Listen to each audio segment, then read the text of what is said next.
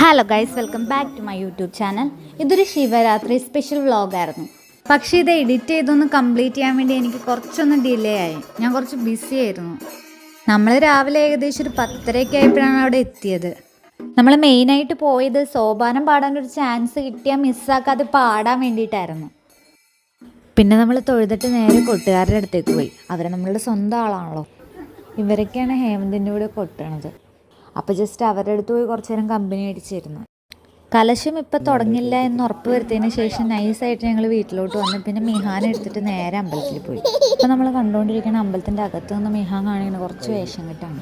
കഴിഞ്ഞില്ല, പുറത്തിറങ്ങിയിട്ടും അത് തന്നെ കണ്ടിന്യൂ ചെയ്തു. ചെണ്ടയാണല്ലോ അവൻ്റെ മെയിൻ. ചെണ്ട എവിടെ കണ്ടാലും അവൻ വീട്ടില്ല.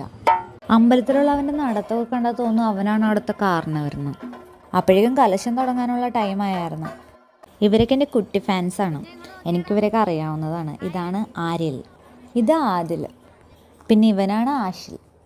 മിഹാൻ്റെ ഫേവറേറ്റ് ചേട്ടന്മാരാണ് ഇവർ 3 പേരും. പിന്നെ കുറച്ച് കഴിഞ്ഞപ്പോഴേക്കും സോപാനം പാടിക്കഴിഞ്ഞ് ഞങ്ങൾ ഫുഡൊക്കെ കഴിച്ചിട്ട് തിരിച്ചു വന്നു. നമ്മൾ വൈകിട്ട് താലം കയറുന്ന കാണാനും പരിപാടി കാണാനൊക്കെ ആയിട്ട് ഒന്നും കൂടെ പോയായിരുന്നു. അങ്ങനെ നല്ല അടിപൊളി ശിങ്കാരിമേളമൊക്കെ കണ്ട് കൈകുട്ടികളി ഉണ്ടായിരുന്നു. അതൊക്കെ കണ്ടിട്ടാണ് നമ്മൾ അവിടെ നിന്ന് രാത്രി പോകുന്നത്. അപ്പോൾ ഇന്നത്തെ വ്ളോഗ് അത്രേ ഉള്ളൂ ഗൈസ്. ബൈ.